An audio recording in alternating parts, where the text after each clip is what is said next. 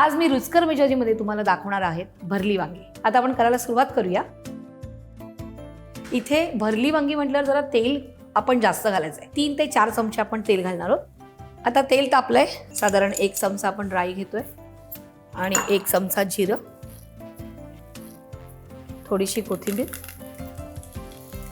1 पाव चमचा हळदी पावडर आणि ह्याच्यामध्ये 3 ते 4 कांदे, म्हणजे मीडियम साईजचे पाहिजेत, अगदी लहान पण नाही।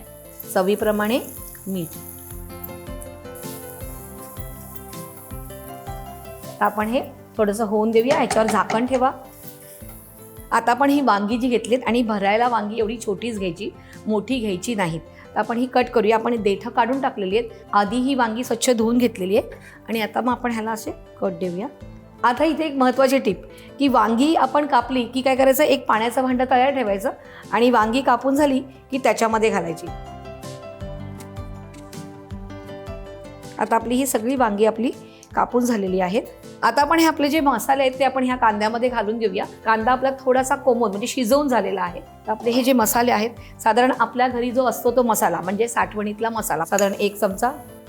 थोडंसं आपण गूळ घालतोय, साखर घातली तरी चालेल। साधारण लिंबा एवढा आपण गूळ घेतलेला आहे। 1 अर्धा चमचा गरम मसाला।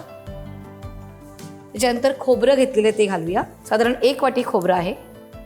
थोडीशी कोथिंबीर आणि पाणी घालायचं आहे, थोडंसं ग्रेव्ही नाही करायची, थोडंसं पाणी घालायचं आहे आणि हे सगळं व्यवस्थित मिक्स करून घ्यायचं आहे। म्हणजे आपण आता जी वांगी भरून घेणार आहोत मसाला घालून, तोपर्यंत हे अजून थोडीशी छान अशी ग्रेव्ही होईल आणि झाकण देऊन पुन्हा हे शिजून द्यायचं आहे व्यवस्थित। आता आपण ही जी वांगी घेतलेली आहेत ती आपण भरून घेऊया। ह्याच्यासाठी आपण एक मसाला केलेला आहे।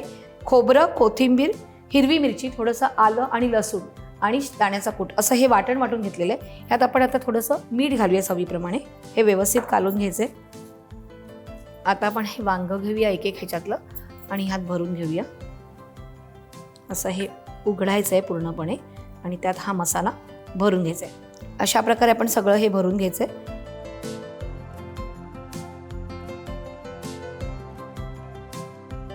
आपण बघूया की आपला कांदा कोमून झालाय का, शिजून झालाय का। कांदा कोंबलेला आहे, शिजला आहे। आता आपण काय करूया, ही जी वांगी आपण जी भरून घेतलेली ना, ही सगळी आपण ह्याच्यात ठेवणार आहोत आणि आता हा जो आपला मसाला थोडासा उरलेला आहे ह्याच्यात थोडंसं पाणी घालायचं आहे आणि व्यवस्थित हे मिक्स करून घ्यायचं आहे आणि हे सगळं ह्याच्यावर असं, म्हणजे काय की ही सगळी भाजी ती आहे ती सगळी व्यवस्थित छान अशी मिळून येईल आणि थोडंसं अलगद असं हलवायचं आहे, पूर्णपणे त्याचं हलवून नाही द्यायचं आहे, वर खाली नाही करायची भाजी ही। आणि झाकण देऊन ही साधारण एक 10 ते 15 मिनिटं मंद विस्तवावर तुम्ही शिजून द्यायची भाजी। आता आपण बघूया की आपली वांगी शिजली आहेत का, कारण ती आपल्याला पुन्हा एकदा एका साईडने परतायला लागतील। तर आपण आता ही थोडीशी परतून घेऊया, म्हणजे ती दोन्ही बाजूने व्यवस्थित शिजली जाते। वांग थोडंसं कच्चं आहे, कडक लागतं आहे, तर हे पुन्हा आपण एक 5 मिनिटं होऊन देऊया। 5 मिनिटात आपली जी मेजवानी आहे ती तयार होईल। वांगी पूर्णपणे शिजलेली आहेत छान। आपण इथे गॅस बंद करूया। आता आपण ही छानपैकी एका डिशमध्ये काढून घेऊया।